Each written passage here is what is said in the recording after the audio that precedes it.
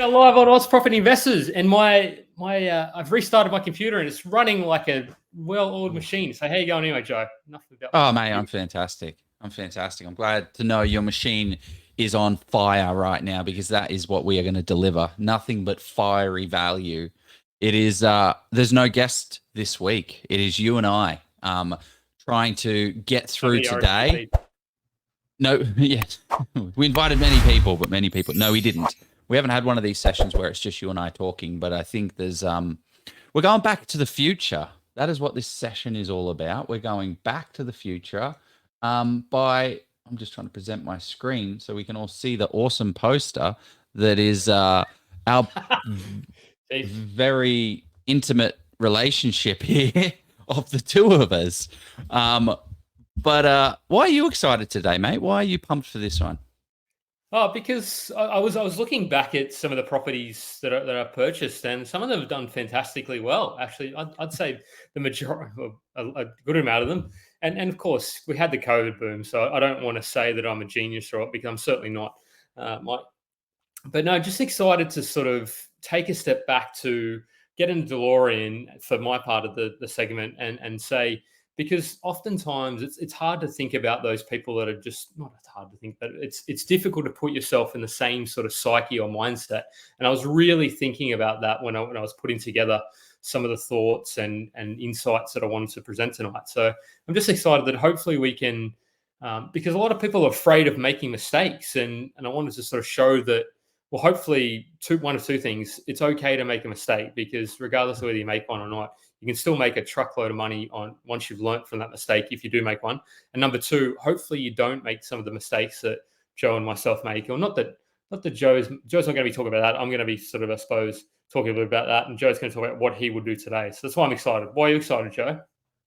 I'm excited because we're doing it like they did in Back to the Future, right? Jeff is going back to the future and looking at his section of the portfolio, and I'm going to be going into the future of, hey Joe, if you're today, what kind of properties and what kind of portfolio would you build today, factoring in everything? We've got high interest rates, we've got high inflation, we've got property going crazy, rental crisis, housing affordability. It's all going mental, but can we actually build a portfolio? So I'm going to build a portfolio live and show you exactly how I would build my portfolio over the next 30 years, acquiring 6 assets at that point in time, to be able to have a beautiful positive cash flow of over $150,000. Only 6 assets? Only 6 assets. 6 purchases of property beauty. Yeah, I think I'd like to have 10. I think I'd like to get to that. That's kind of my number. But anyway, no, and I think that's so I'm going to be Back to the Future 3, where they went back to the Wild West, and you're going to be Back to the Future 2, I think it is, where they went to 2050 or whatever it was. I have no idea, mate. I'm just getting in the DeLorean, clicking the buttons. Yes, Joe is sounding crispy. I very much apologize for last week. My audio was absolutely ridiculous, and we've tried to fix it before we posted it live. So I'm glad it's sounding much better. I've got too much technology, and I get excited with the bells and whistles, and sometimes it doesn't actually turn out too well. So I'm glad. Awesome. But we've got a different segment. It's not quote of the week this week. We've got Brendan Crawhold to thank for this.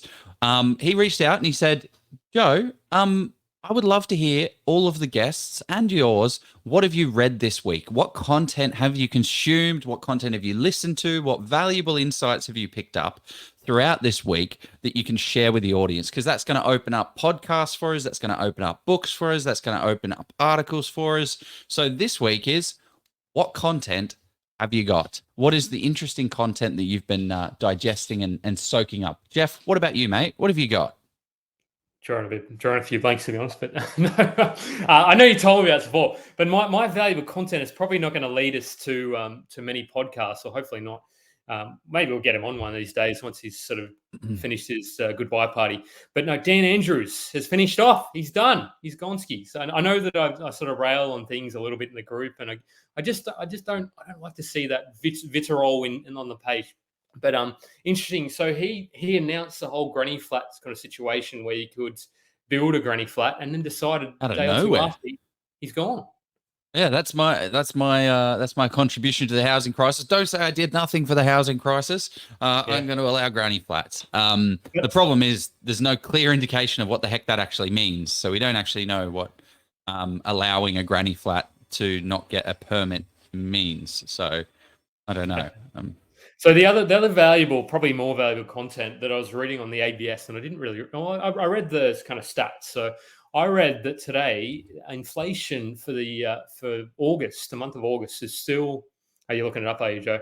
Checking it out. So it was 5.2% was the headline inflation, and the core inflation. So yeah, the core inflation was 5.6%. So what that means, though, is that we're still it's still too high, because like they want to get it down to that target between 2 to 3%. The RBA sort of talks about that. So, well, actually, I mean, this is it here, right? This is our inflation rate. This is where the target's been since 1992. So this is actually we're going to be start talking about assumptions in my segment, and inflation is one of them. I wouldn't be factoring in a forever eternity at 6% in inflation rate. Hopefully not. You know, yeah, but this is the kind of target range, and they have been sticking with that for the last 30 years. It's just that we've had a bit of a blowout. You know, when you print billions of dollars, that throws money throughout the economy and starts to do things like inflation. Okay, so that was a bit of a surprise to the upside, I believe. Well, not so much a surprise, but they knew it was going to bounce around. But it's just then what happens at the RBA meeting next Tuesday is going to be the big. I still suspect it'll be a hold, but I mean I've given up trying to expect what will happen. I just kind of tune up on a Tuesday at 2:30 and say, oh yeah, here we go. Here's what happened. But I would suspect I'd be very surprised if off the back of 1 month's slightly higher inflation that they decided to raise again. Particularly Michelle Bullock's first month, like it's her first meeting as chair. Surely she's going to be like, hey, look, let's just settle in, steady as she goes, mate. But if it gets into still higher, like in the 5% in your for the month of September, maybe we start to say maybe they do a rise on Melbourne Cup Day, not Melbourne Cup Day. Sorry, the same sort of the November month. Spicy. Sorry. Okay. Yeah. So that is your content of the week. What about you, Joe? Sorry, I rambled on. You go. What's your mate? Mine is Oliver's Insights. So Shane Oliver, he is the chief economist for AMP. He writes a lot of content. He's actually really smart. Reach out to him, people. Tell him that AUS Property Investors wants you. Please, everyone, tag him. Tag Shane Oliver if you want to hear from him. But I read this article from him, and it's actually super interesting. What he's saying here is, what he's hearing a lot is housing affordability. And nobody's addressing that the real problem is the immigration levels that are coming into Australia. We've got 500,000 people coming to Australia, and more people are thinking, well, we need to solve this housing problem, but no one's turning off the immigration tap. So you can see here that we love immigration, Joe. Let's just put out. I'm not saying that immigration is bad. We don't want to. Definitely not. I think it's absolutely vital. No, exactly. It is vital. Definitely bring more people. Bring them all. We've got so much land available.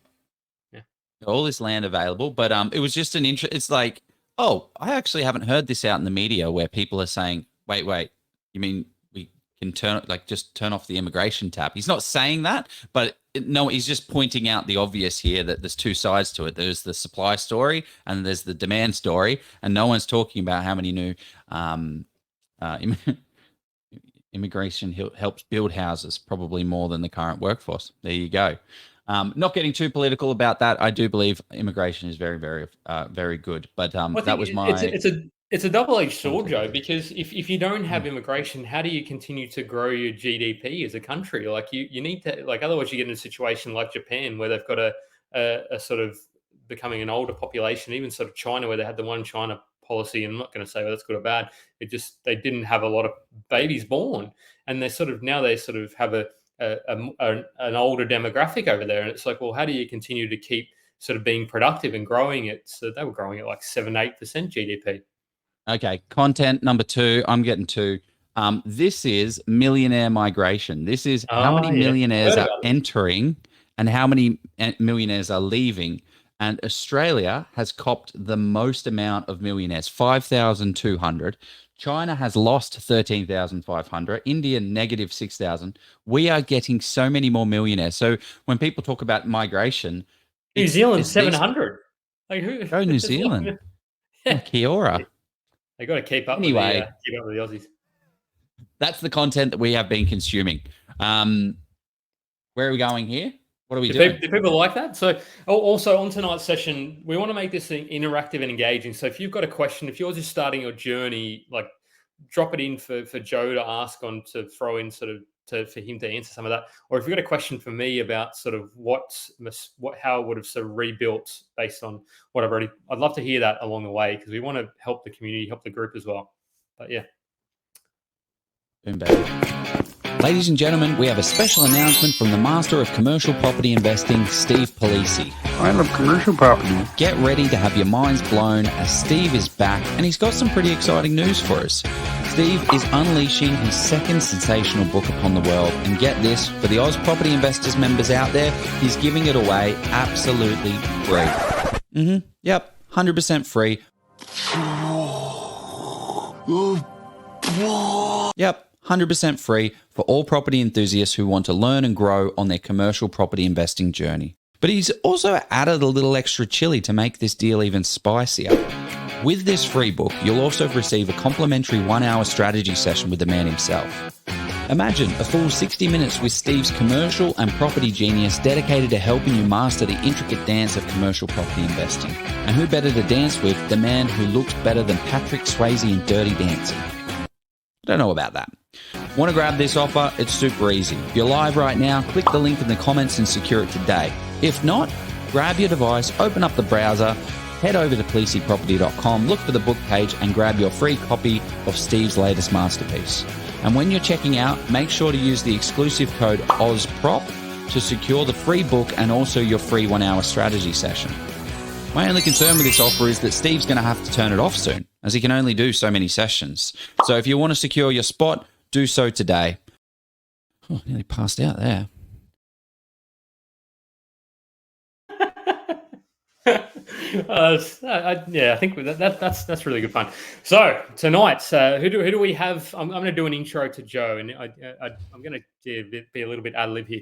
But he is a multi-million-dollar property investor, and I think in his company, Property Principal, sort of buyers agents, he's bought maybe you bought 200 now, Joe. You cracked the 200. No, not you bought hundreds of properties. Let's just say that. And you've worked in sales. What is it? 15 years now? Oh, gee, hang on, at least a decade. 15 years in sales. Let's just say that. Yeah. My first job was carpet laying. I said I don't like that anymore, and then. So it sounds really super impressive. So you've been absolutely hammering things out, Joe, and you're a powerful co-founder of AUS Property Investors, of course. You cannot forget that. That's you. My summary wasn't as silky smooth as it usually is, but it's because I'm just ad libbing. But how about you? Well, that's it, mate. Well, who wants to know who Jeff Miles is? Everybody, we have the man, the myth, the legend. This man has previously a former mortgage broker. Jeff settled over $10 million worth of loans in his first year. He has his own multi-million-dollar property portfolio. He is the co-founder of AUS Property Investors, the largest property investment forum in Australia on Facebook. He is also a property developer, property renovator, and the man, the myth, the legend that we all know and love. Some people love to hate, probably, but I try not to piss too many people off, but that's okay. Yeah. So, Joe, tonight we are talking about how we'd restart our portfolio today. So, somebody actually put this as a bit of a seed in my mind a week or two ago, and they sort of said, like, Jeff, what would you do today if you were to sort of restart your portfolio? And I was like, oh, that's actually not a bad sort of question that we should really discuss and unpack that.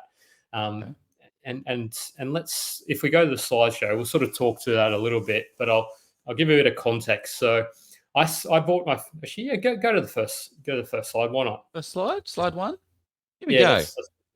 So first property I bought was Zilmere back in 2015. And I'm happy to disclose the address on that one because I have subsequently sold. I did sell that property. So you can look that one up if you want. but yeah, so I bought that. So background to this. So I went to a buyer's agent and said it wasn't Joe, because Joe, I mean, Joe and I hadn't even met then, but we didn't meet till a couple of years later. He probably just said, Jeff, what are you doing, mate? You got rocks in your head. What are you doing buying this property? But so we so the context was I went to the buyer's agent and actually met with a couple of them. I didn't just go to one. I went to actually a couple of sharks, and I've been going to seminars for years. But this one I went to, they seemed sort of reasonable. I won't sort of mention names. That's fine. But I said I wanted a mixture of capital growth and cash flow. So, I mean, how often do you have those kind of chats with people, Joe? What does it look like do people just say they want cash flow or capital growth? Like, or they? Yeah, well, I guess everyone wants cash flow, right? That's why we're doing this whole thing. But you don't want to jump the gun too early and get a high cash flowing property, because the most sustainable way to cash flow is through capital growth. If you have a 5% yielding property that's going to grow 6-7%, you're going to, by the time it doubles in 10 years, you now have a 500,000. It's now $1 million. And if you get a 2% growth property at $500,000, but it's yielding you an extra $100 a week rent, 100, maybe not $100, that's a lot, especially in today's environment. But by the time that gets to $600,000, the yield doesn't keep up. The property, it just stays at the same rate. But once you get to $1 million, you've got a lot more cash coming in. So growth is the way to do it. So yeah, I get that a lot, but it's ultimately, well, we'll unpack it soon. Well, as I say, cash flow keeps you in the game. Capital growth gets you out of the game. They sort of say, because without the capital growth, it's hard to grow that sort of asset base that a lot of people sort of talk about. But what I was so this purchase here, so in Zilmere, which I was actually looking up some of the stats. So I bought this at 334 in I think it was May of 2015. So what am I sort of going back to the so we got $102,000.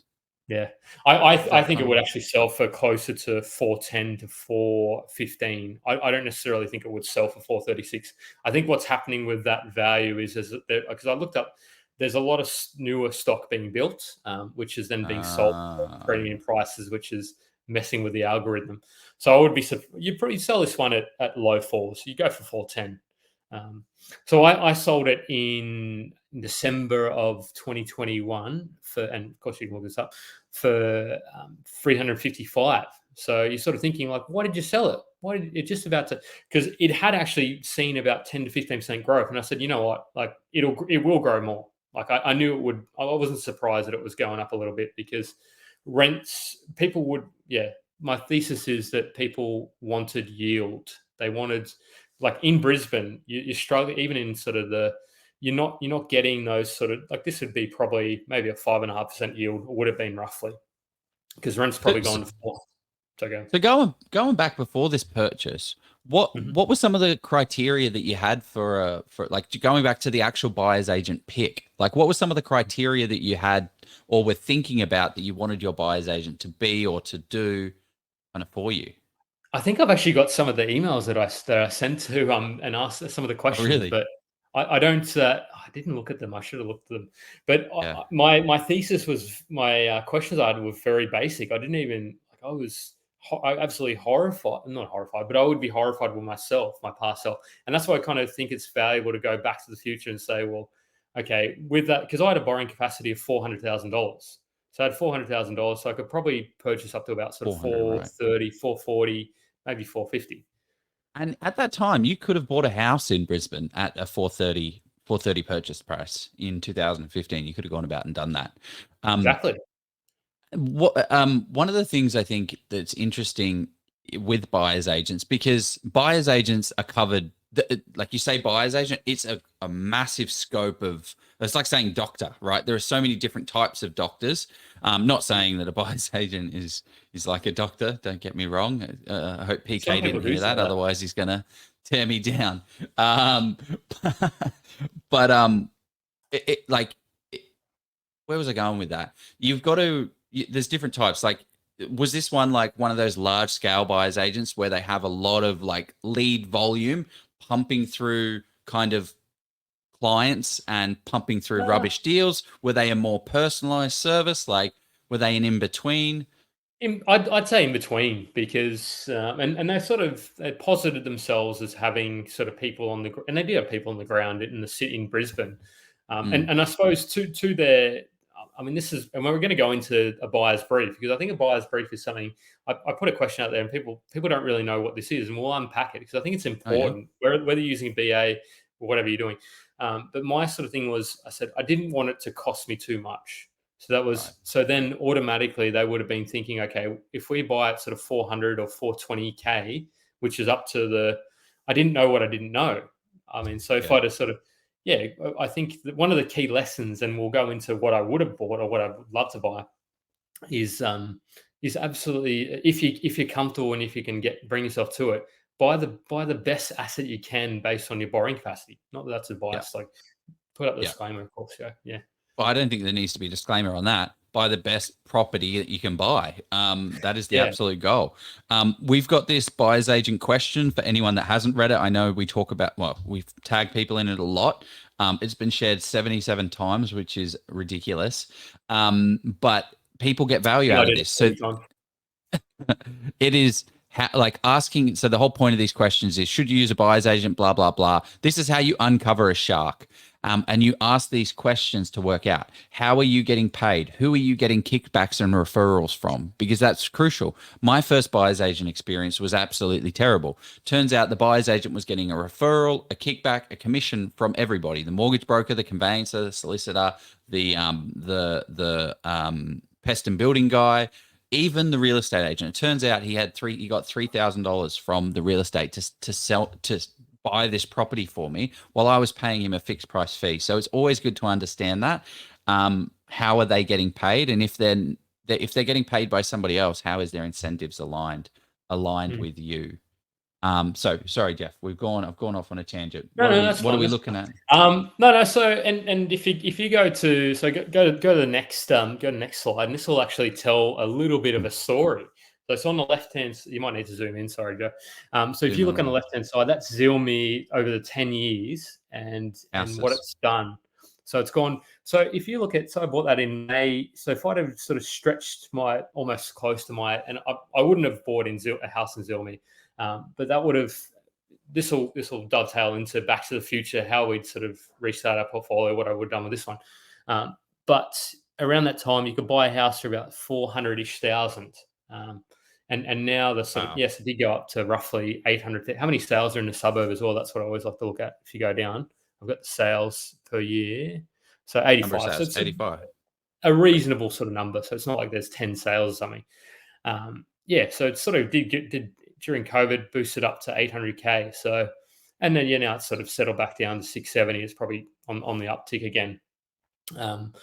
But so I'm not sort of saying, I don't want to bag townhouses and say don't buy townhouses. I mean, maybe Joe, you might say that. I think you have to be very careful when buying townhouses. You have to absolutely be very confident that you understand that market. And there's the reason why there was almost no growth. Like if you go across the units, which townhouses get classified basically. So if you look, when I sort of bought mine in 20, when you sold it in 21, this is where you sold it. I knew that it was not new, but I was likely that, I mean, so if you actually look at days on market for units, it's 21 days now. So the data is actually looking pretty good for Zilme for units. I would be very cautious about because the reason they are is it's 57% investors in the suburb. Actually, sorry, it might be. I think it's 57% versus 43 owner occupiers. So what I suspect is happening is they're either building. I can't confirm my thesis, but they're either building new product, which is why that sort of is. And there's a lot of land that can be developed. Not land, so there's a lot of sites that can be transformed into townhouse sites. Or investors are saying, "Oh, this is a great yield. I'm gonna buy at sort of 400, and I can get it'll rent for 420, 430, and it'll rent for 6% in Brisbane, in a capital city." So they're piling into townhouses, get FOMOing in over that. So I suspect I'd be very surprised if it lasts very long, because you look at the house price, 670 to a townhouse price. There's not a lot of gap. Like if you're saying you're going to pay 450 for a townhouse, why don't you just buy a house for 650? That's kind of my yeah. Well, I mean, look here, we've got 330 and 400. Houses were very undervalued at that time. But I mean, look at the difference of capital growth that you would have had at 400. Let's just say where it's kind of at $700,000. That is massive. Like that's $300,000 of difference in 10 years. No, in about seven or 8 years, roughly. But then that same 7-year period, because you bought not really good asset in a not really good location for, as you can see, that fundamentally means that you haven't got $300,000 to play with. You haven't got $100,000, which will allow you to take that next step. Now, we know this wasn't a nail in the coffin for you, and you were able to keep pushing forward. But it's like, this is the difference when you buy a rubbish property. So yes, you're going to survive, but we're talking $300,000 difference. That's a lot of money. So what I would have actually what I would have done. So I meant that for the second purchase that I did make, I had to put cash into it because there was no way I was pulling equity out of that sort of Zilmere property. So, but anyway, shall we go into what I would have done? If I'm in my DeLorean. So go to the next slide, Joe. Go to the next one. Yeah. Oh, I've kind of stole some thunder here, haven't I? No. You haven't. Go to the next one. Next slide. Next one? Oh. No, that's still. So here's a hypothetical. So fig tree. Now I'm a bit biased in Wollongong, so I do live in the area, but so I have a bit of a home ground advantage. But knowing what I know now, if you look at so I didn't necessarily have a borrowing capacity of 500,000, but there's a property. So bring up I'll send you a link, Joe. So this is the type of property that I would have liked to have picked up, and they're pretty rare in fig tree, so I might not have been able to. So I had a backup. So go to you want me to? It's in the chat. No, don't share just yet. I'm just going to get into that. You're looking at. Could be all sorts of spicy messages in there. Who knows who Joe's talking to? We kicked this guy out, sucker. Nailed him. Spruiking his business. So let's just say. So I had look. You could have picked up an asset like this for sort of 350, 400 because it was two better. So yes, I was actually had my eye on this because I go to. There's a swimming thing that I go to around the corner from this place. So this place, I mean, having gone to Steve Ignite, having sort of teamed up with AUS Property Joe. So look at this. This is what I'd call an ugly duckling. So have a look at the floor plan as well, and tell us at home what you think we could do with that back lounge and dining. Have a look at that. That's a nice long lounge and dining. So have a look at that. Do you reckon we could have a look at the photo, Joe? See if you reckon. So I'll tell you which photo. It's that. No, go back. It's that one there.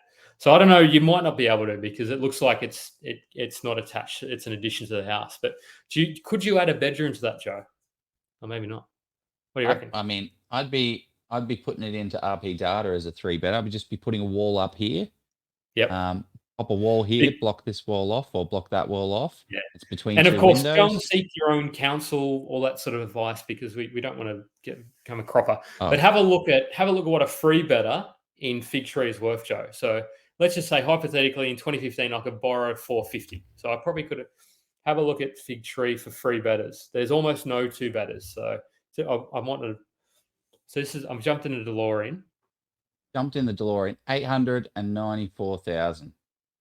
So, and you could do, so there's almost no 2 betters. So this is probably the only 2 better in the suburb. But so look at what you could. So it probably cost you what would it cost you about sort of, let's say 20 or 10,000, maybe 5,000-10,000 to do that to the wall. For what? Oh, for a wall? Yeah, no, nothing. $5,000, $6,000 to make it happen. Yeah, you could definitely put a wall up in there. That costs you $3,500, and then a bit of paint and plastering. you're good to So go. You might want it. Well, you need to do some carpet. So let's just say you're a yeah, 20 grand reno, 20 grand paint, carpet, put the wall yep. up. You'd probably have to fix something with this little like insert. I'd say allow 30,000. You could probably get away for 20. You get away for Okay. 20, but Yep. allow 30. And now what you've done automatically is taken it from a 2-bedroom on 569 squares to a 3-bedroom.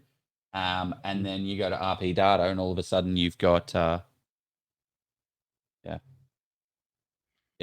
It would very likely, at least I'd say, you're sort of looking at 850 probably. And you're not always going to do this. You're not. It's not going to get. I'm not going to guarantee. You can't guarantee any of this stuff.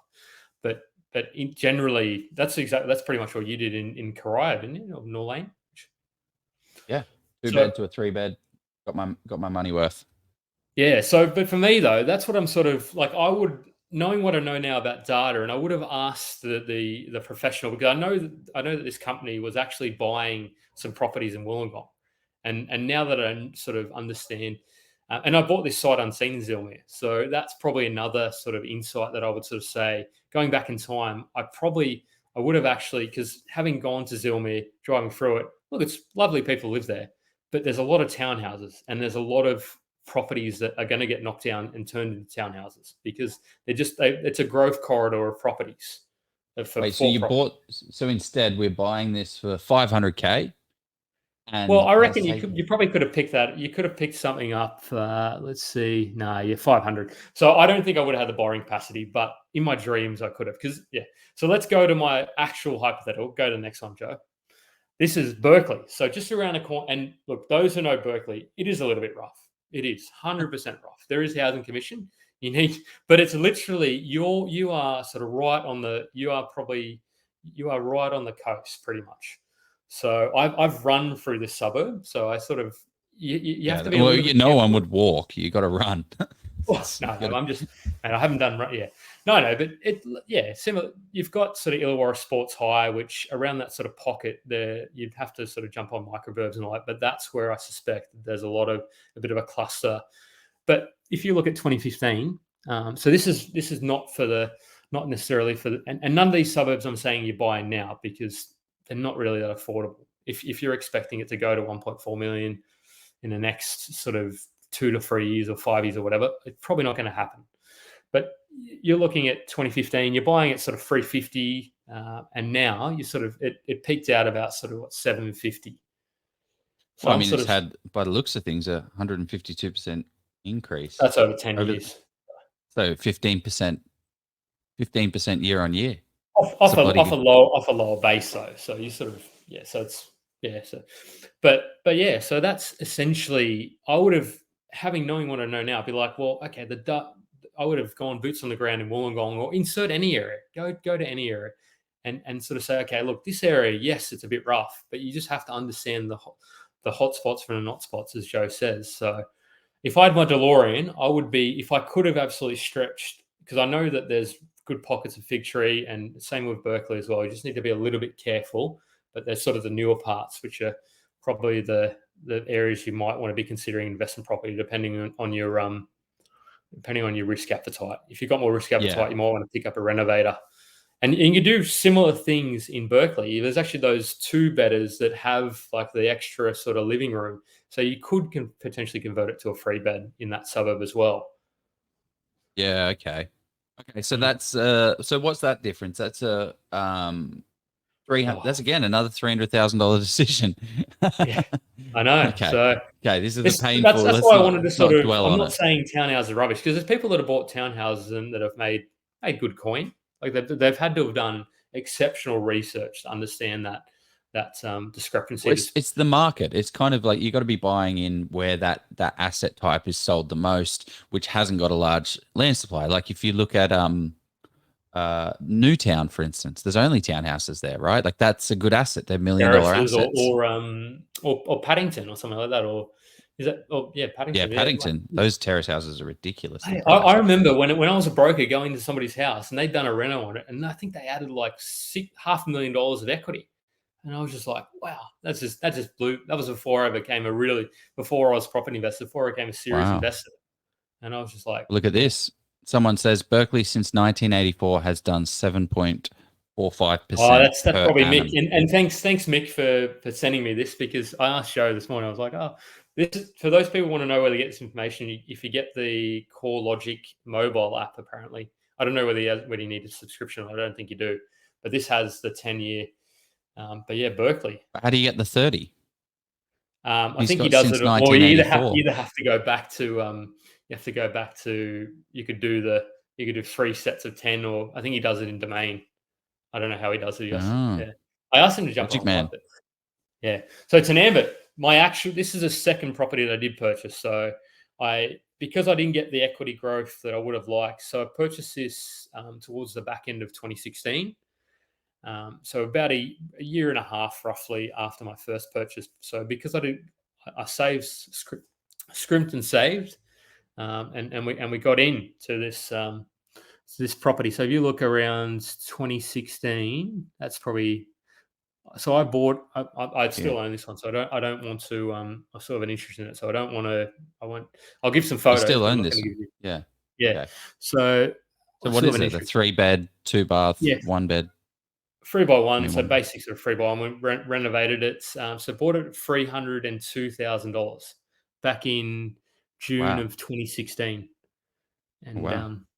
yeah, So so below the I would median. be, yeah, I probably wouldn't look at this area now.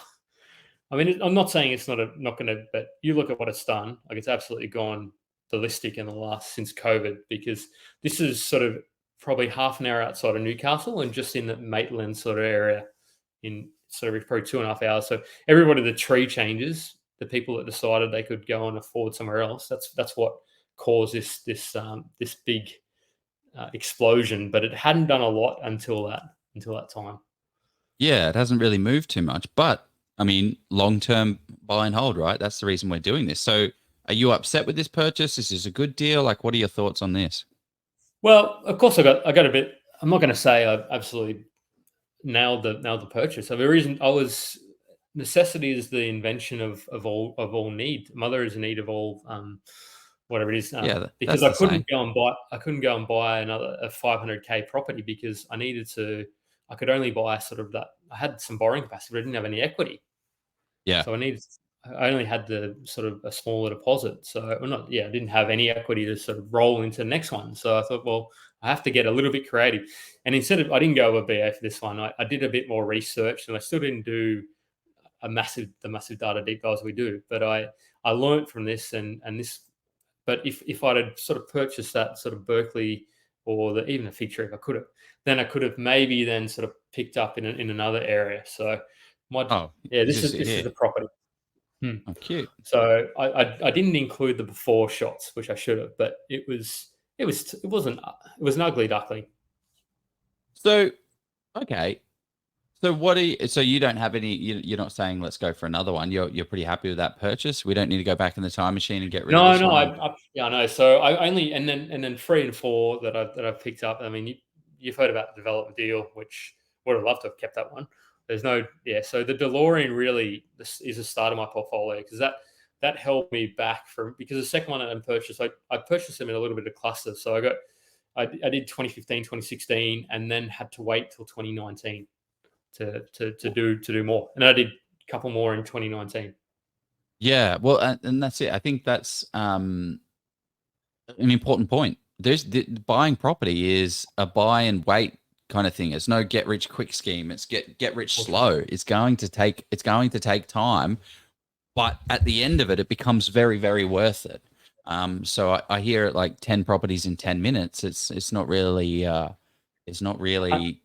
way it's done. It can be. Don't get me wrong. You know, I had we had Charlie Vela. anyway. No, not yeah. Charlie Baylor is a great example of that. He did incredibly well with property. But even Justin, we had on last week. He bought his 6 properties over 10 years. So Oh, really? he didn't sort of, yeah. It took him 10 years to get to that sort of the 6th property, and I think he's got like $5 million sort of portfolio. I think it's about like 3 million debt on it roughly.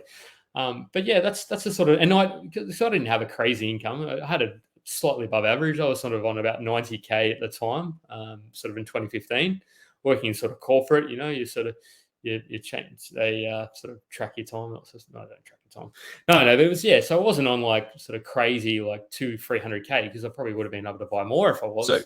So what are the rules now that you kind of live by now? How do you think about investing now? If you were to kind of look at a deal, like how would you say, Jeff, we're back at the DeLorean. I've got to tell you this. I've got you this property framework. Like, how would you go? What would you be telling young Jeff? Well, I mean, we've got the, I mean, it kind of is covered off in the property brief, but I'll answer. We'll get into that, and then we'll get into your. That's in the Where's Google the property Doc. brief? I mean, if you go to the end, I've got some of my rules. Go to the end, Joe, with this slide. This is all your stuff. I do subscribe to this as well. So for me, this is just and I can decide manifold heights. This is what we did with Geelong. So super high. I look super high level. Look at the data points. So that we've done this to death in the live sessions. But to me, if I'd have looked at the data for Zilmer and sort of politely asked the BA, well, why are we buying this type of 50% renters? There's 50% renters. And Where's the owner occupied growth? It was probably higher back then. It was probably 60%. I'd say it may have become more owner occupied because everybody's been priced out of Aspley and Tagan. So the first home buyers have just said, well, hey, I can't buy Aspley or Tagan. I'm going to look at Zilmer. So it's probably, I don't know what the metric, you can't look at historic data, can you? You can't look at what it was. You probably could, maybe ABS, but anyway, we'll go down that path. But so I would have, that straight away would have ruled out that particular suburb or that property for that area, I'd say. So I would have looked at my budget, and then a Google Maps sort of, I mean, that's not really what I necessarily would do sort of straight away, but that's where you're trying to find disparities. And then what I would sort of start to do once the data ticked up for me, which the data in Wollongong at the time would have looked fantastic, because that was just as the Sydney boom was just sort of starting to really take off to another level. So it would have been rippling out from Sydney. So I know the data for Wollongong and Central Coast as well would have looked amazing. So, and it would have told me that those areas had a good amount of potential. Yeah. Yeah, but you didn't know what you didn't know what you were looking at the time, which is absolutely I basically gave the keys to my financial future, as you say, across to somebody else. So are we going to cover through FAB and all of that stuff, or are you banged on enough about that? Up to you, Joe. I mean, I don't know if there's value in talking about like a property brief. I think for me, sort of considers things like your budget, your location, and then sort of the characteristics of the property that you're after, whether that be a set and forget, a subdivision, a renovation. But then the other sort of things that I would sort of be looking for as well is how, like, if you've got a goal 150K or 100K, whatever it is, what is that in 10 years? Like, and how are you going to implement that sort of strategy as well? If you're going to use a BA, like, make sure that you're actually vetting that BA to understand that they can buy you the type of property that's going to deliver you the result in the time that you need to, because there was no way that townhouse was going to deliver what it needed to do for my goals. And I didn't even have a goal. I didn't even say, I wanted 150K by.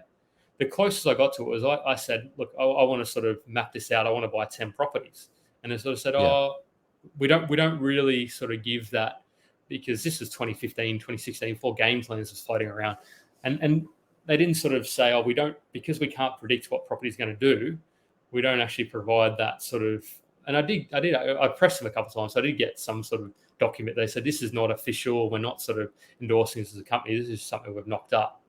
So that was after. Bang up company. Yeah. But no, I mean, I'm sure they did buy some great properties. I don't want to sort of rubbish. It's just for that particular purchase, it didn't quite. Yeah, it's hard. It's hard being a BA as well. It's hard. Yeah. Nah, it's easy. Just work 24/7 and fly everywhere, and you'll be fine. Do you have any questions, Joe? Do you want to unpack the FAB? Should we unpack it? Or? No, I don't want to unpack the FAB. FAB, fundamentals, analysis, boots on the ground. That's all it is. Fundamentals, infrastructure, employment, desirability of the area. What are the foundational things about the area, about why its long-term capital growth is going to stay there and remain. Analysis, that's all your short-term, medium-term, and long-term data metrics like vacancy rates, supply and demand ratios, listings, sold, all of that good stuff. And then boots on the ground, the most important thing, get your butt on the plane. I was looking like there's a large disparity between one pocket and another pocket in areas, right? Like there's like 25, there can be 25% margin difference between buying in this area and buying in that area. So if you have $1 million, if you buy a $500,000 property, that can be worth $1 million, or it can be worth 750,000. Like that's actually is that No, whatever. that's 25%. Yeah. So anyway, we're now out of the DeLorean. We're going into, hey Joe, it's reality. When we're out of the car, what are we going to do, and what are we going to be buying today? Because we need to craft a buyer's brief, and what does that actually look like? So, who is excited for this one? Who wants to dive in and explore? So let me just bring up my kind of buyer brief here. So my plan here today is to run you guys pretty loosely through how I would go about building an investment portfolio that has $150,000 of passive income. They said 6 properties over 30 years, didn't you, Joe? Or was it 30? 6? Well, we'll see. Well, as it, it's kind of ad hoc at the minute, so we'll see how it goes. We're simulating here, so simulating. I hope has he tested this prior to the thing? Works. Okay, so again, this is not financial advice. This is no one's situation. It's not your personal situation. It is just a made-up fictional situation that I invented in my little mind. But I wanted to keep it realistic so we can see what happens realistically. So this buyer situation. So the buyer situation is $160,000. Sorry, $180,000. Are we looking at the screen, Joe, or shouldn't be sharing? No. No. Okay, I mean, there's. Yeah. No, that's all right. No. Okay. The buyer situation is $180,000 of combined income. So that's one person on 120 and one person on 60. One person on 100,000, one person on 80. Split it however you like. It's completely up to you. This person also has savings of $150,000. So this person's been saving for the past 5 years, and they now have 150 past 10 years, right? They've got their deposit. They've got their little nest egg. Lucky little devils. Now, expenses, 6,500. Actually, I can share my screen on this. Because, yeah, okay, cool. Let's go to details. So we can see, yeah. So desired retirement age is 50.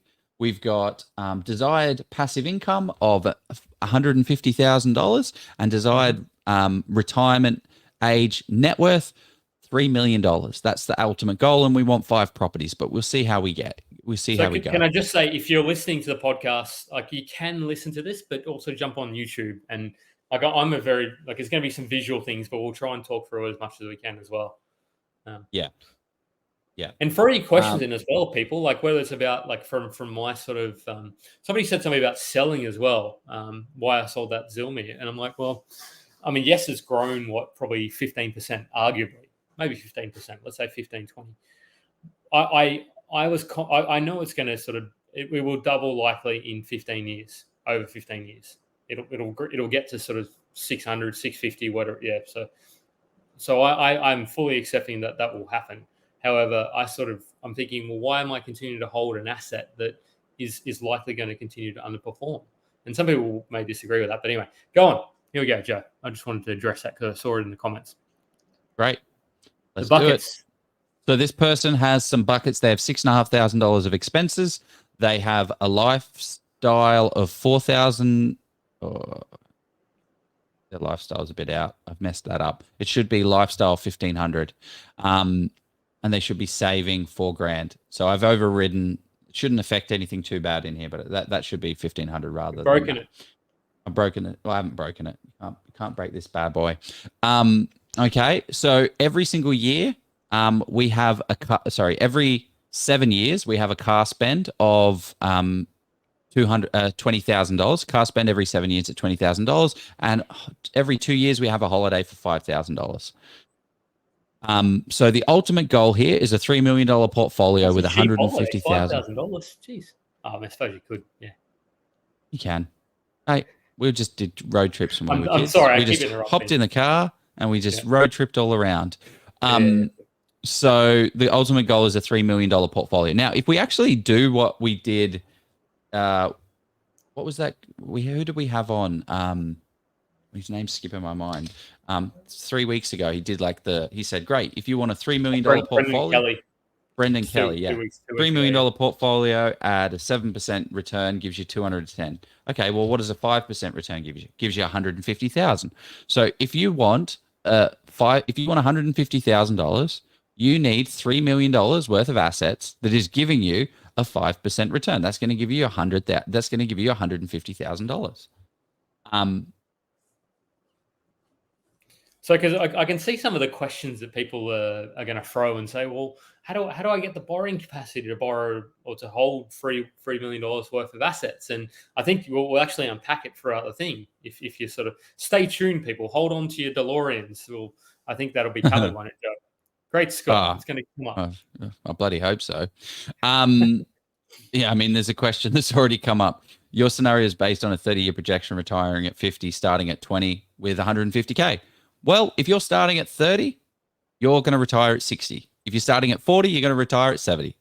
No, it's going to be completely different for everybody, right? Every single property plan is completely customized and different, because what works for me is going to be completely different to what works for a 40-year-old who has $300,000 of assets ready to go, or someone that has, hey, I'm 45 years old, I have $800,000 in equity in my property because I bought my first house. I paid it off when I was, in my 30s, and now I'm, ready to buy. Completely different. So I can't create every scenario, so I apologize. So I'm just going to create this scenario. However, we achieved the goals before. Send your complaints to Joe, please. Yeah, please do. Yeah, please. I shouldn't say that. Poor Joe.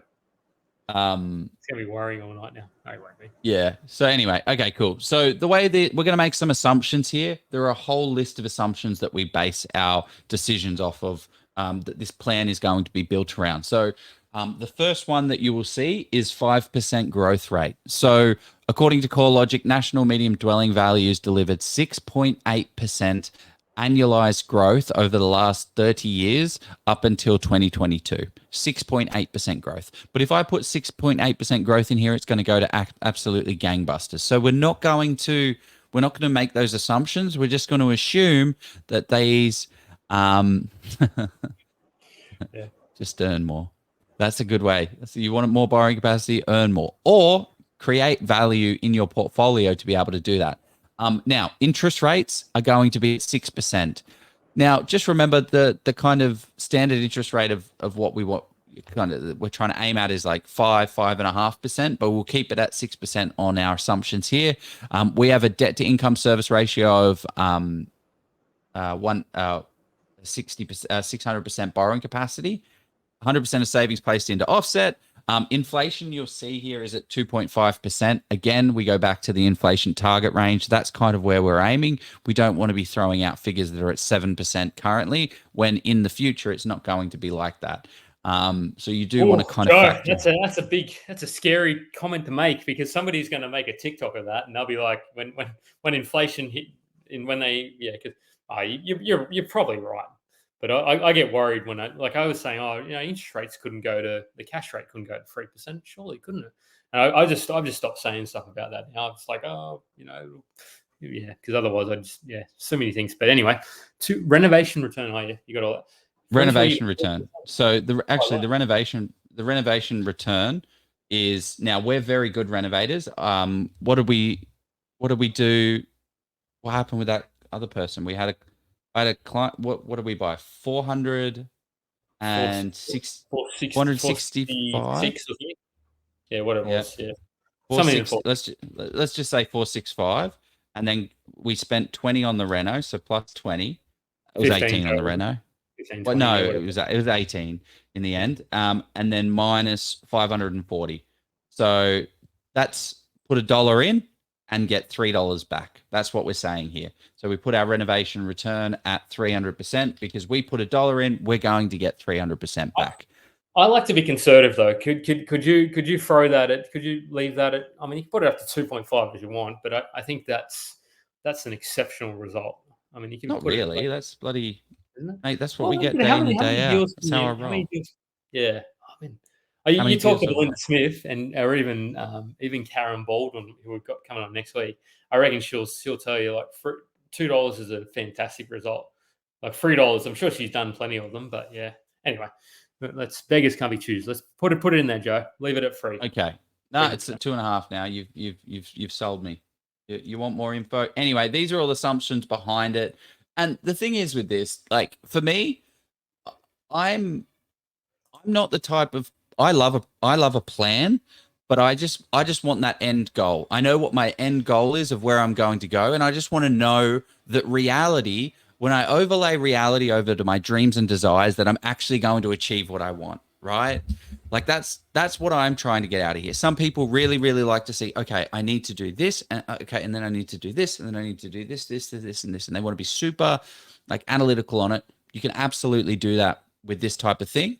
Um, but for me, I just want to see that it's actually achievable and possible, that with, 6 properties, what can I actually do? So Can we? yeah, Can I interrupt? Sorry, Joe. I'm gonna I do it think you here. already have. Somebody, because I love when somebody throws in the comments like, oh, like it's all like, yeah, no, get on Andy. Sort of. What's the I remember comment? he's thrown. So Andy said, what happens when the value becomes so unaffordable? Will prices depress and not rise 5% per annum? To that, so the answer I have to that is, well, it's simply about supply and demand. I mean, for me, 5% per annum, I think is pretty sort of like if you're expecting like take Mossman or the Northern Beaches of Sydney, it doesn't sort of go a straight line sort of 5%. And yes, that's an area of Sydney that is extremely affluent. So I'm not saying that everybody has incomes and all that sort of stuff of that sort of thing, but that's where I sort of said to Nambit, I probably would be very cautious of buying at sort of 650 at the moment in that area, because I just don't necessarily I wouldn't be confident seeing that sort of growth. So that's when you have to shift where you're buying. You sort of say, okay, well, if because some people say, and we've got somebody coming in a couple of weeks who is going to told us about an amazing example. So my answer to that is, well, if there is more supply in the area than less people moving to the area, and you can't necessarily 100% predict that, then yes, 5% per annum may not be achievable. But if you're living in an area where it's highly sought after, where there's a lot of people moving there and a lot of demand, infrastructure, all those sort of things, then I would think that 5% is probably achievable, as long as you're not sort of targeting way above where the property prices are in that suburb. How would you answer that anyway, Joe? Anything you'd say differently? Yeah, I think you just need to be careful of where you're kind of buying. Like if an area has already grown kind of 50%, it's a bit of a challenge to be able to expect it to keep tripling and doubling and doing those type of things. No, Over the last 30 years, has property prices grown at 6.8%? Yes, it has. Based purely on numbers. So will that continue? I'm betting a lot on that it does continue, and I'm betting a lot that let's say it does just 5%. I'm still making money. Anything else on top of it is just gravy. And thanks as well, DJ, mate. I love this guy's on almost every week. Like how good is he? Go DJ, go DJ. Anyway, back to what we're Sorry, talking about Joe. here. Let's just crack on, because there's a lot to cover, and I'm just a little Sorry, bit worried about time. You should Joe. be, Only should at an be. hour yet. Oh, you Oh, did your own okay. stats. Yeah, this is an old one. Okay, so essentially, what are we talking about? What do we need to think about? Like, as a property investor, all we need to think about are 3 resources. Four, kind of four. Mainly our cash and our equity on one side. So you can see that here. She's got them. All right, cash and equity on one side, and our borrowing ability and serviceability. How much money can we borrow from the bank? So just cash on one side, cash and equity, borrowing ability, serviceability on the other. Those are the resources that we want to keep our eye on, because as soon as one of them runs out, you've got to rely on the other ones and help that. So, yes. So let's start building out a portfolio together. Who wants to do that? I reckon a few people on here. So Who wants to? what If do you want we? to build a portfolio, say say, I'm just going to say right DeLorean, but that's too hard. Say, I have a feeling they know that we're going to build it out regardless of what they say. So let's just get into it. Damn it, Joe, you're the yeah. Let's do it. Okay. I want to do it anyway. If We're starting off with $150,000. That is just what it is. Welcome to the real world. We are buying a $550,000 purchase for this property, and we're going to do a 90% lend. So, are we paying LMI? Absolutely, you are, but it's worthwhile. So can I stop you there, Joe? What about those people that can only borrow 400,000 or 450? What do you say to them? Because I know we talked about this before. What do I say to them? Yeah, what do you say to those people? I'm not building a plan. I'm not building them a plan. I'm building this guy a plan. I know. So yes, if you can borrow, I think when people get we've gone through the largest boom in history, right? So you can see here. Oh no, you can see before we had a whole heap of stuff. So you don't want to be buying too low a value because it's a challenge to get that kind of growth. So I see if you see a property that's $300,000 and we've just gone from the largest boom in history, it's probably not an investment grade location if it hasn't grown. So yeah, I think you just need to consider that. I'll still give you, if you got 350, 450, I think you still got some hope. You just have to be a lot more discerning. If you got 450, absolutely, yeah. And you may not get that 5%, or you may get more than 5%, but you may not get it longer term. So let's do it. We've just purchased our property. We now own a $450,000 asset. Congratulations, guys. It is settled. Now, that's not good enough. I want to do exactly what we've done here, right? This is the type of asset that we're buying.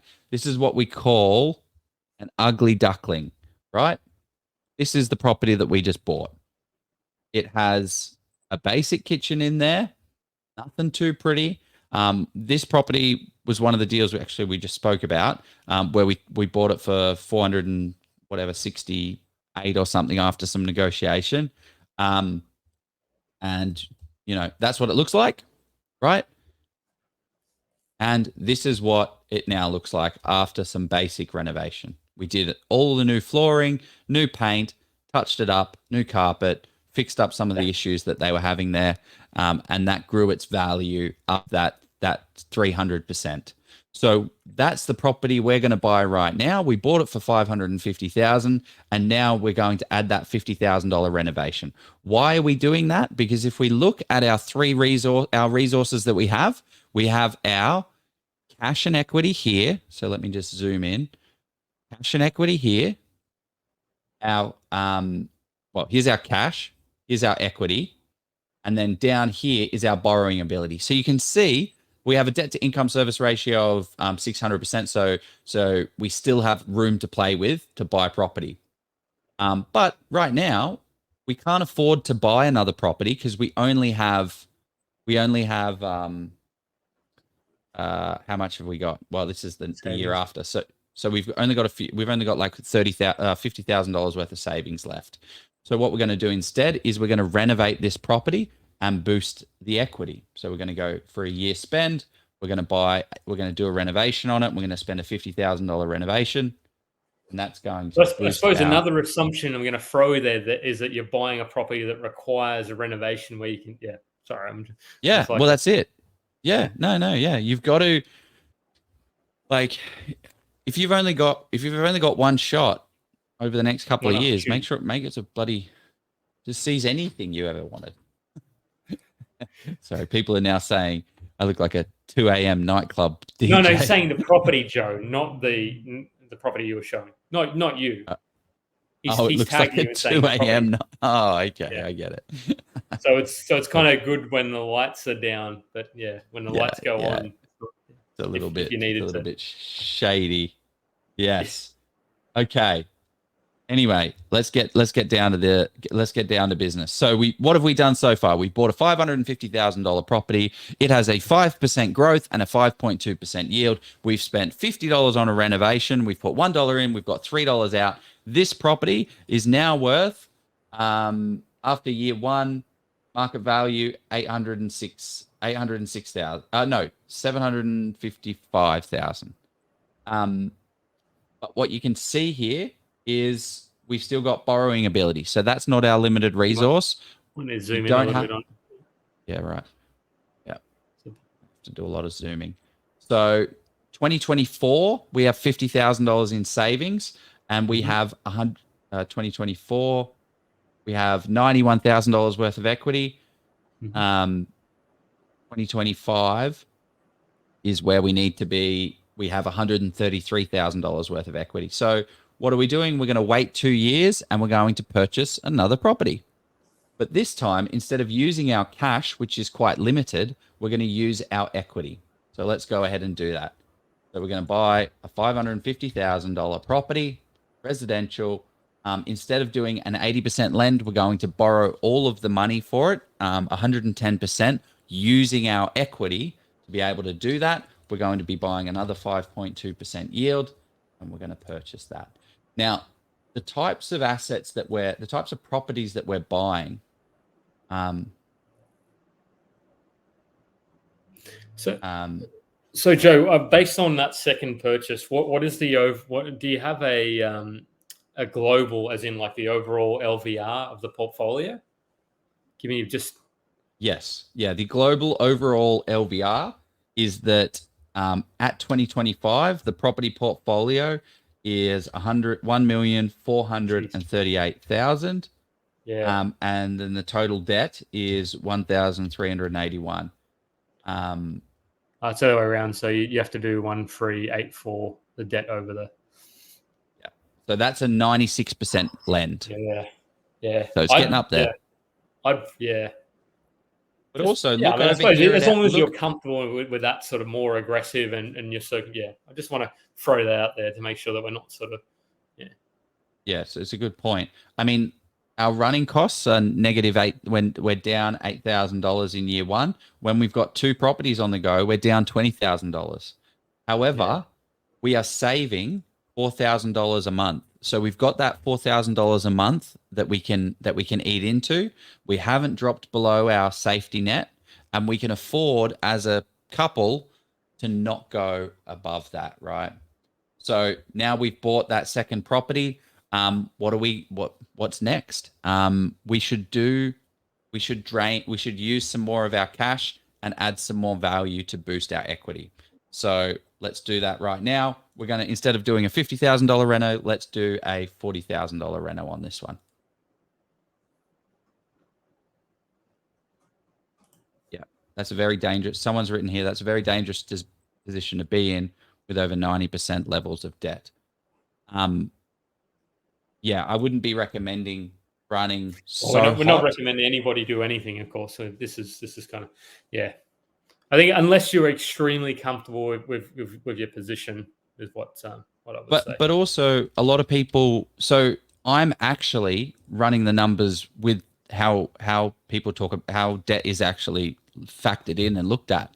The way it works for everyone else when they're looking at, I'm just going to grab the equity out of this property. I've pulled $100,000 out. That's going to be a 20% deposit. Well, it's not. It's 100% deposit because it's taking money from one property. So, yeah, completely agree. One spike in inflation and 96. It's good we have a prudent community, though. I like that we're not sort of saying, let's just go and it's good. Yeah.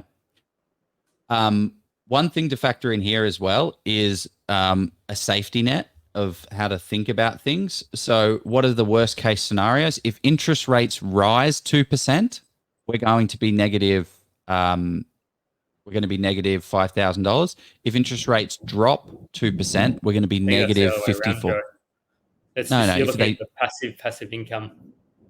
No. So yeah, this is the passive. This is how much outgoings we would have if interest rates rose. 2%. Yeah. We'd have negative 58. So you really have to be careful, and you do have to factor in exactly like someone that says, people are saying. You do have to that's the difference 2% makes. Which is why when people were building out portfolios, they in 2022. 2021, they should not have been doing them at a 2% interest rate. They should have been running at a 5-6% interest rate. Which is the right way to do it. So yeah, you've got to factor those in. Now, interest rates have risen 13 times in the last year. Now they've stagnated 3 times. Is it going to go gangbusters up or down? Who knows? Anyway, there you go.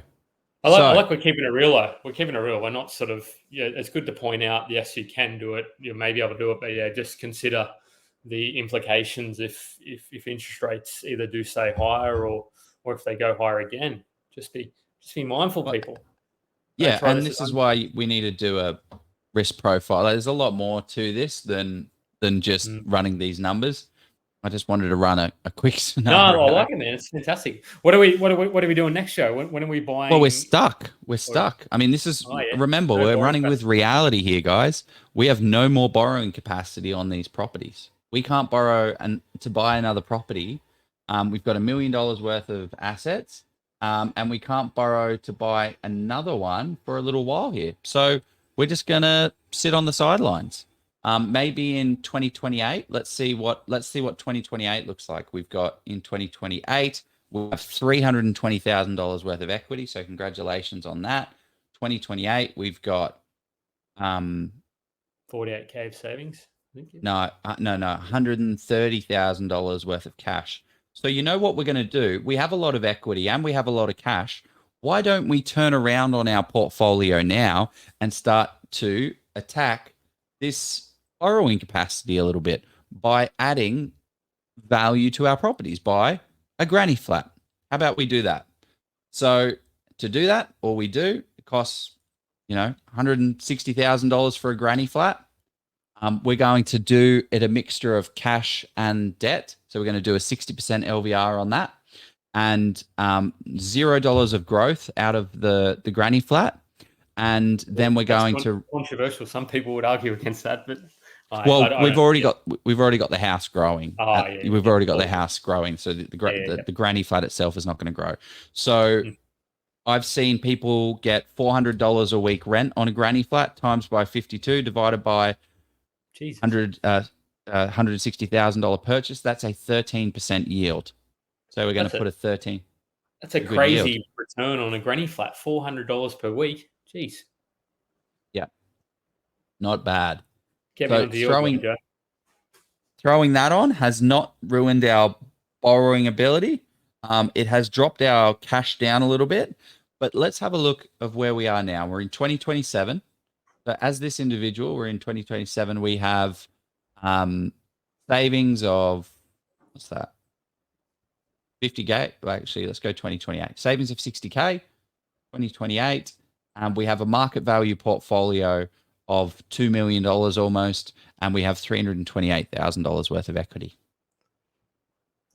So we're not at that, when we haven't hit our passive income goal of 150,000, because you see this yellow line, this keeps growing because inflation's growing. Can we talk to I mean, I don't know whether we can talk areas or not, Joe. If we can't, then, or if you can't, or if you don't want to, achieving this return from grannies, where have you seen that? Tell me. Maybe tell me after the show, but yeah. Well, are you seeing it, Jeff? Well, I sort of see it around the sort of 300 or 350, depending on, I suppose it depends on the granny flat. Like what kind of granny flat is being built. Yeah. I'm seeing 350 to 400 like for a granny. I'm seeing other areas that are getting like 280, which are a bit rubbish. So you wouldn't want to essentially buy there. You wouldn't put a granny flat there. And the granny flat is at 160,000.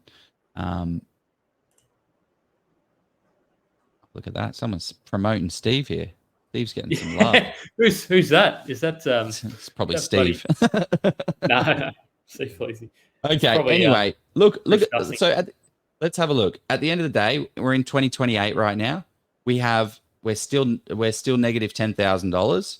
But as you can see, if we just left our portfolio as it is now and let it marinate, so in 2033, in 10 years, we now have 23,000 of passive income. In 20 years, 2043, we have $130,000 of passive income coming in from 2 properties and 1 granny flat. So should I continue building out this portfolio? Yes, we've hit our borrowing capacity right now, but there is a little bit of time up our sleeve to be able to go it a little bit more. Should we go in a little bit more, or are we moving on? What are people thinking? That's 3 properties, isn't it, Joe? Only 3 properties. It's 2 properties and a granny flat.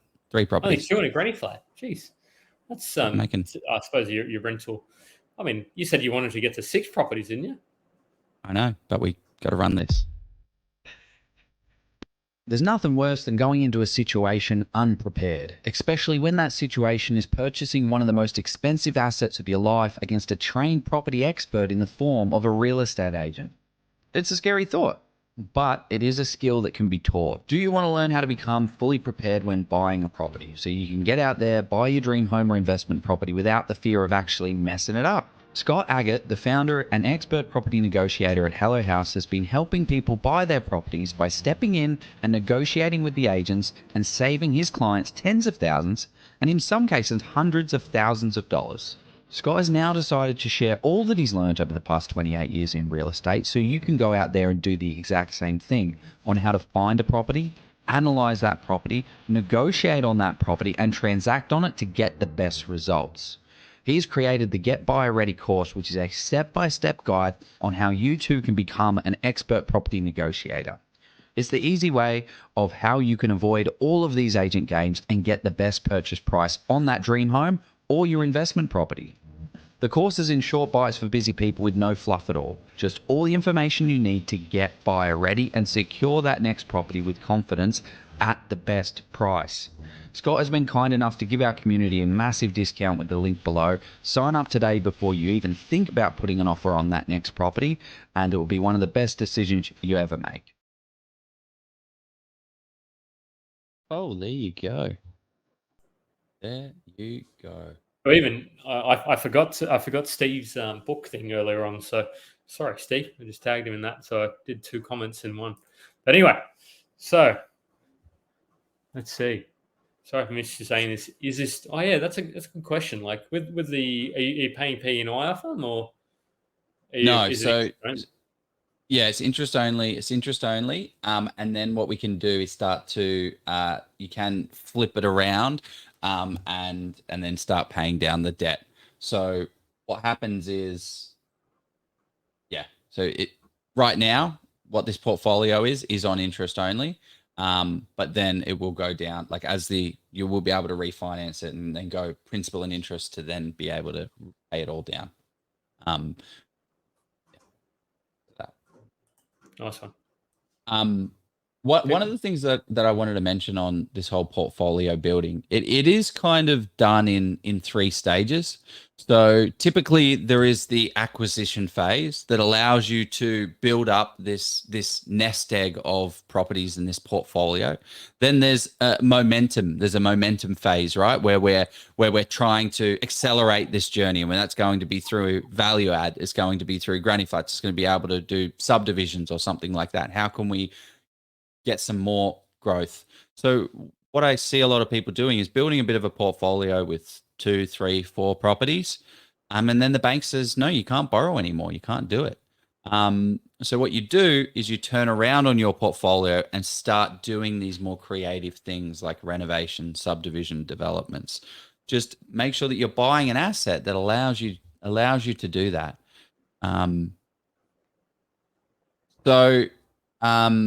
One thing that I wanted to bring up was an example of what a granny flat property looks like. So this is a property that is kind of set and forget with value add and a granny flat potential. Now it's quite a tight one, but it's got a new renovated bathroom, which is great. What I really liked about this one was that you could turn the garage here. It's a 3-bed, 1 bath. And you could turn the garage into an extra bed, making it a 4th bedroom. But it does have enough land out the back to be able to put a granny flat on that. So I did want to just mention that. But also growth happens at different times, right? So, we purchased this one in November last year, 590,000. It's now 665,000. So that's a lot of, that's not 5% growth.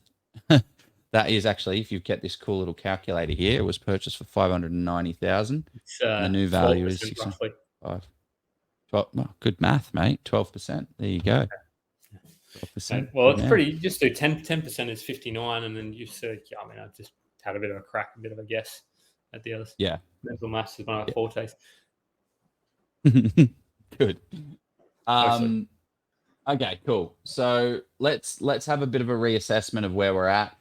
We're now unable to buy another property for a little while here.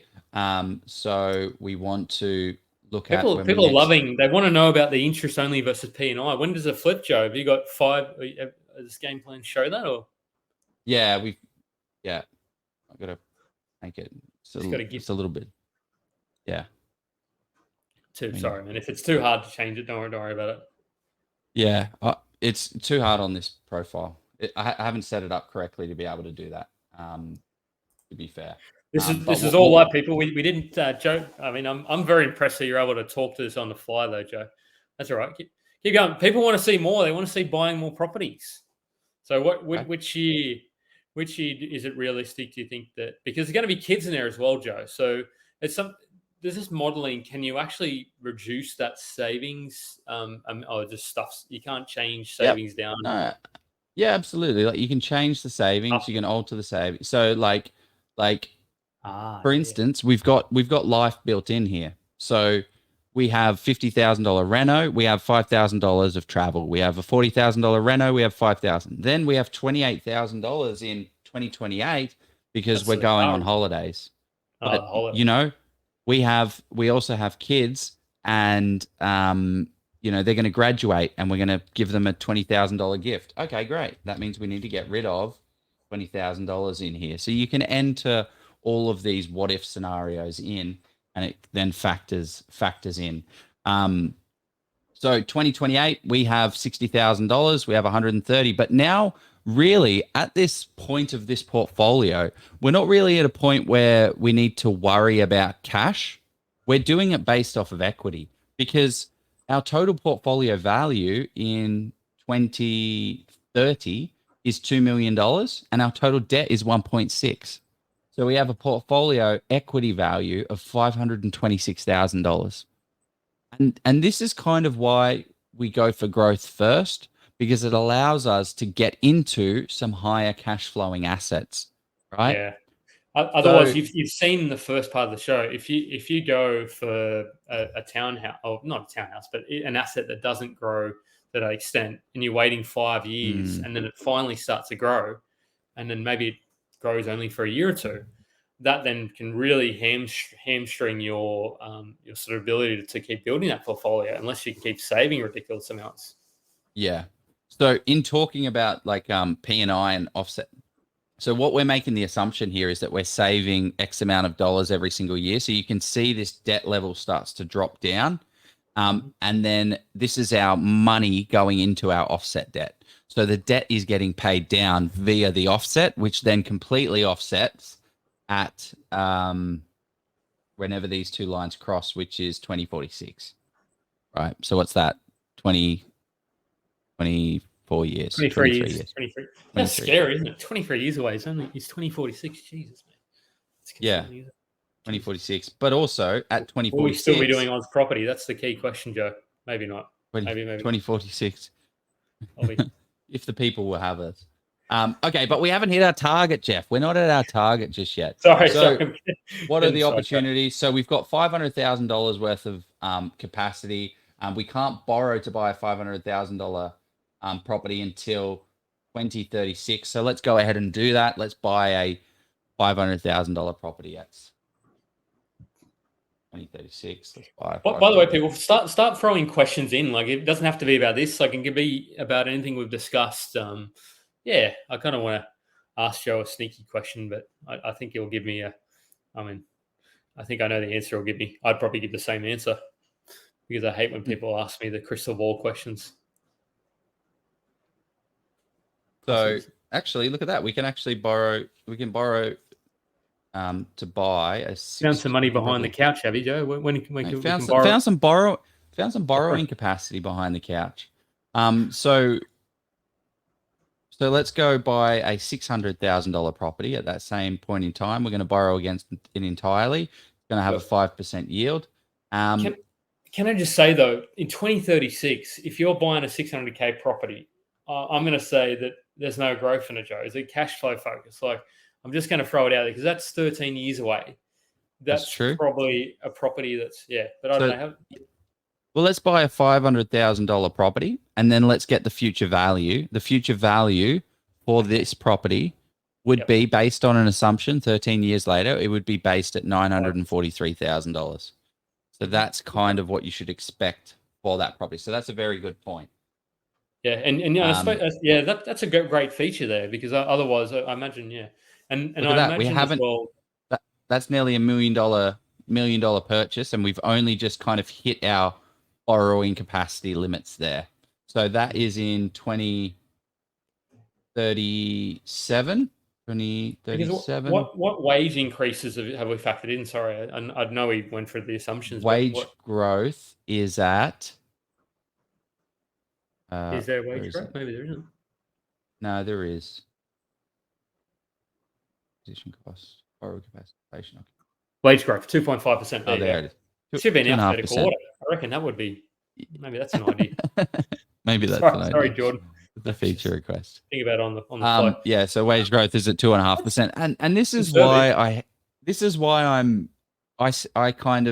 want to see that it's possible. I want to get to the end of this, but I know that I'm going to make I'm going to get a new job and I'm going to make an extra $80,000. Well, then I've got to factor in an $80,000 factor. So for me, I'm like, I don't want to look too far forward. My ultimate goal is, what does this next property got to be to allow me to get the next one so I don't mess up the next one? That's it. That's all you need to know. What does this next property got to be so I don't hamstring myself for the next one? And that's balancing those things, the cash and equity, the borrowing ability and serviceability on the other end. That's all you need to do. This is not rocket science.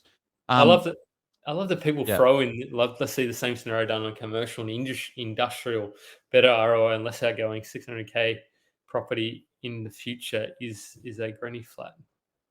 There you go. Yeah. Don't know. Well, I wonder who that is. That is actually the next thing that I wanted to talk to, because we did. Let's have a chat. Let's have a look at this person's scenario, right? We their savings is continuing to go up, so you can see that they keep saving their money.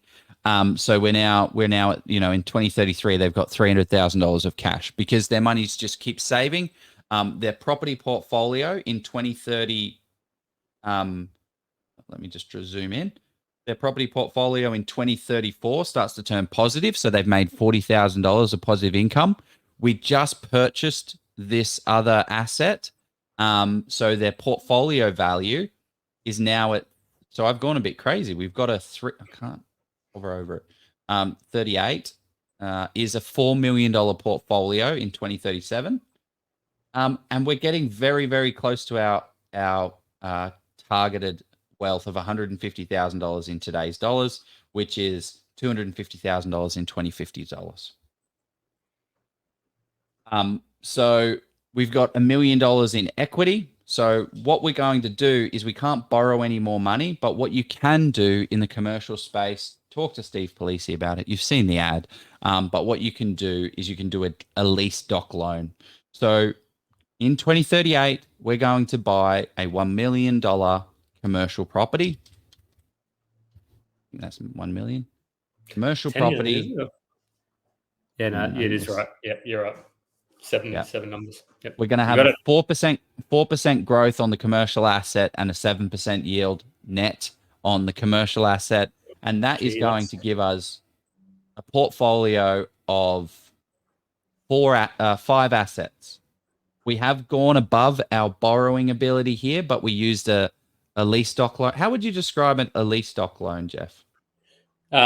as the name suggests, based on the lease. But essentially, the bank or the lender factors in, and Felizi, if he's watching, he can correct me, but they factor in the strength of the tenant. Like if you've got a 1-year lease, they're not going to be as confident or as comfortable, in my understanding. But you basically they will lend based on the value. The value is in the lease of the tenant tied to the property.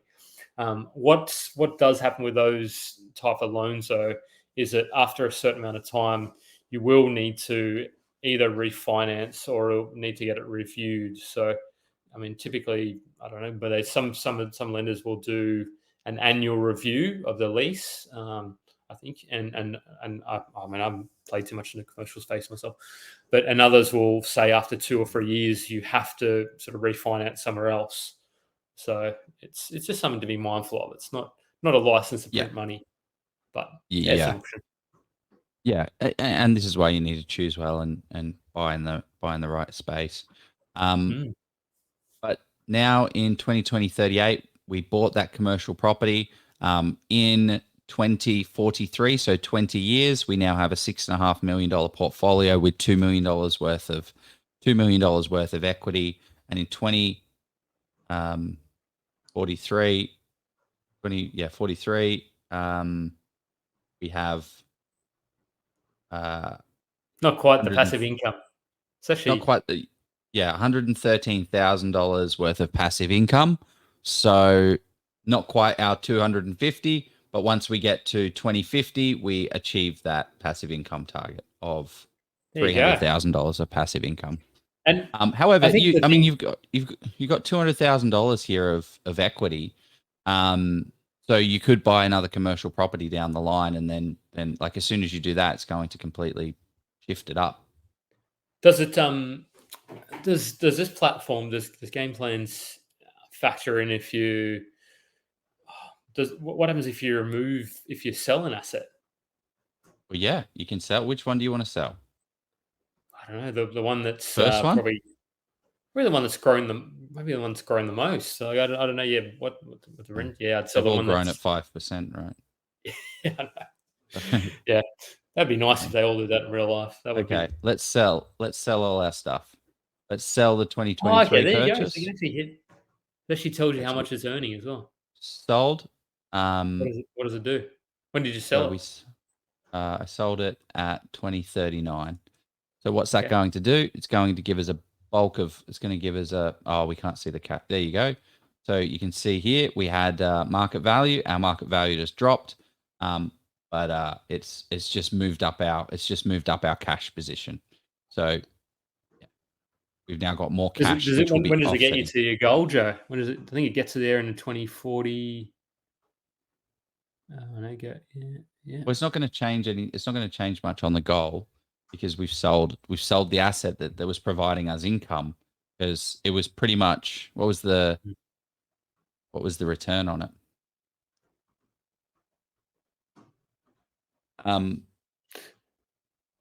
Suppose it. Sell off the first one. Yeah, sold off the first one. Let's sell them all off.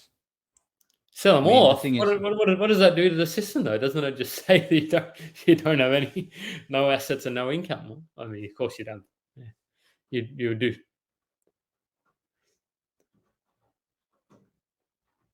Just going to have the commercial. Yeah, but the problem is I can't see the chart for our cash. So So we've got a boatload of cash, but the chart just. Oh, actually, no. Yeah. We'll be able to click into the chart and we'll be able to see. Probably. Curry wouldn't show. It wouldn't because it doesn't say. Yeah, that's fine. Anyway, you've just sold $2 million worth of. We've just sold $2 million worth of assets. Let's say we had a 50% LVR on all of that. Well, you might not have, though, because if you had interest only, that's why it takes so. Yeah, if you had interest only, and you depend on when it flipped to principal and interest, maybe there wasn't. I mean, I suppose it would have grown a little bit. The debt wouldn't have grown. So equity position showing savings 30 years. Jordan's messaging you, I think, is he? I'm going to purchase another $900,000 commercial property that's going to give us the growth. We're going to Sell go. them all, and you'll have 150K per year until death. There we go.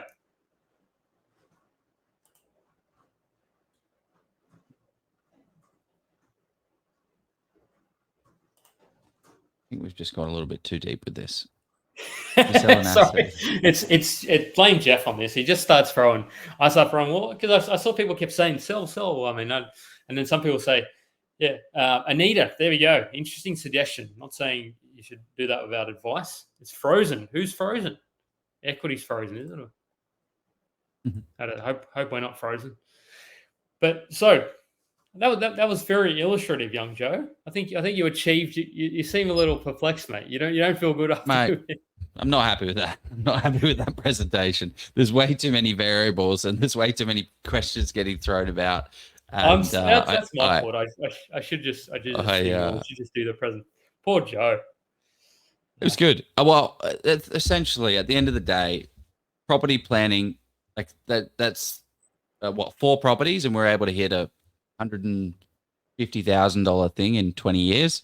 It's all about just, is it possible? Yes, it's possible, but it takes time. I think that's actually, like, that's probably one of the most, because I listen to a lot of podcasts these days, and they literally just talk about, well, yeah, we're going to get, I don't know, 60% return on investment or something. And I'm just like, what the heck are these guys? Like, yes, okay, I can see where they get a number from, but it's just all this kind of, I don't know, just makes me feel, I'm getting old, Joe. I'm getting angry. The audience is dropping off as well. But so, people, any questions for us? Like, but Joe, as we're getting towards the end of the year, I wanted to ask you, and haven't thought about this either as well, but so I'm concerned you're going to ask me the same one back, and I'm not going to have a great answer for it. Where do you sort of see where do you see some of the areas to invest in 2024? Wherever you see value. Oh, do you? What's your answer? Wherever you see value. I tell you what, actually, you tell me your answer. I'm going to bring up a little tool that I think is valuable for people. What budget?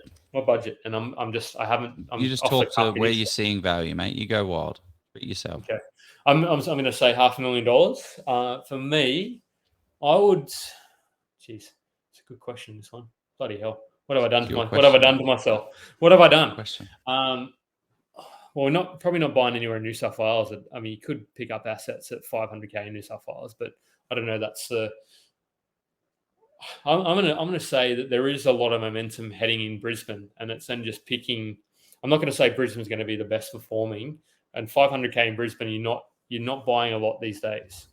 So you have to be quick, smart. So I would say that you're probably looking in the south of Brisbane. I would need to be at that sort of $500K mark, and that's going to be pushing. It's going to be really tough. $500K in Brisbane, it's very tough. Logan, yeah, I think you can do it, but you just have to. Yeah, you have to be patient. Like you're not buying the first property you see. Unlikely. Yeah, you need to really build those relationships with the agents, I would say, if you're going to buy at that. But to buy at that level, I think that's where I'm sort of thinking that there's a lot of talk about what's going to happen in the next 5 to 10 years in Brisbane. So I see a lot of opportunity. Let's dive. I think you're actually spot on there, Jeff. I think Brisbane market to watch is Brisbane for me as well. I think if you gave me 700-800K, I'd like to look at Melbourne. East of Melbourne. Melbourne at 2.1% yield. Oh yeah. I'm not. Yeah, but I mean, I'm investing. I wouldn't be the first property I would buy at. Like you wanted, like it'd be one, and you're not expecting it to grow wildly. But I think there's some opportunity down there in Melbourne to pick up some assets at some good value. That's what I would say. Interesting. This tool here is a super cool tool that I think everyone should have a bit of a play around. It's called Mapping the Market. It's completely free. So this is current median value for houses in this area. Define Brisbane. I just did. But yeah. Disneyland. So anyway, this is CoreLogic, absolutely free. So the darker the purple, the more expensive it is. So you can start to see, I know it's hard to kind of can zoom in here. So you can see, like in Adelaide, for instance, we can start to see the house prices here are at 2.5 mil. This is the more expensive pockets up here. As we go a little bit further north, it gets more affordable. Up further north, it gets even more affordable into Davron Park, all of that good stuff.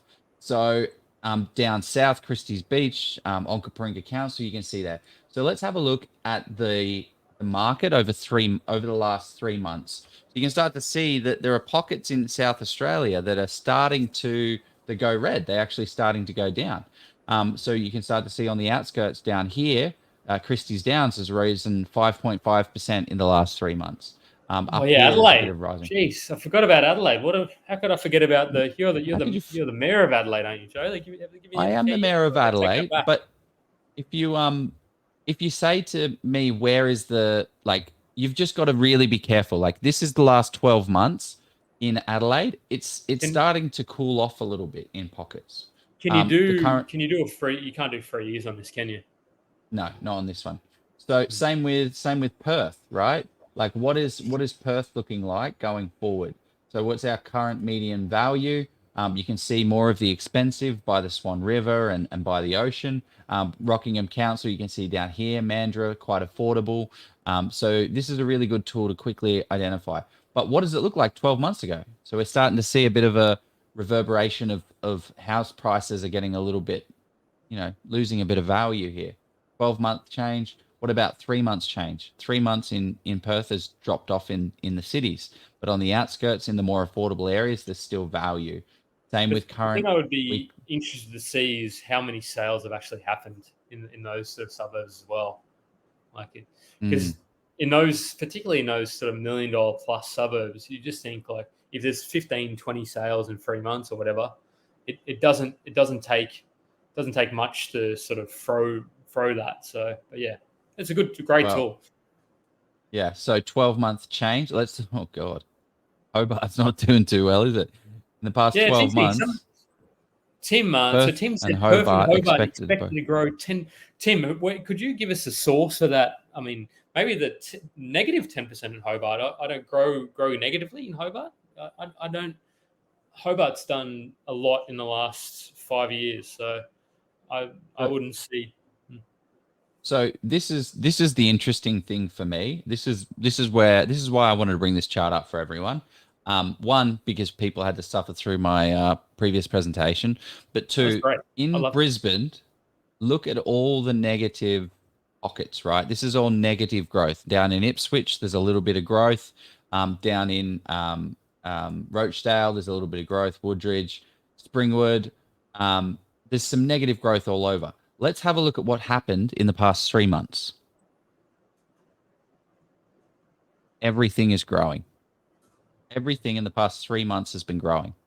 So this is starting to tell me, hey, maybe Brisneyland is an interesting place to be buying. Let's have a look at the 12-month rent change. Rents have been increasing. Currently, median rent is down here. So this is a quick way for you to kind of identify where are the pockets that suit my budget. 500,000, 500,000, $1 million. What's up in here? 700. What can we do? And then start to look at those little, like, why is Fitzgibbon surrounded by 800,000, 750,000, 915, and it's at 638,000? Is that an area to invest in? It's right next door to Zilmere, which which there's probably a good amount of townhouses in Fitzgibbon, potentially. If it's similar to Zilmere, then that's But yeah, 100%.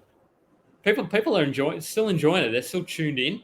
So if there's no further questions, I reckon we might. I'll give people 2 or 3. Do you have any questions you want to ask Joe? Because I asked you a curly one, which ask me a.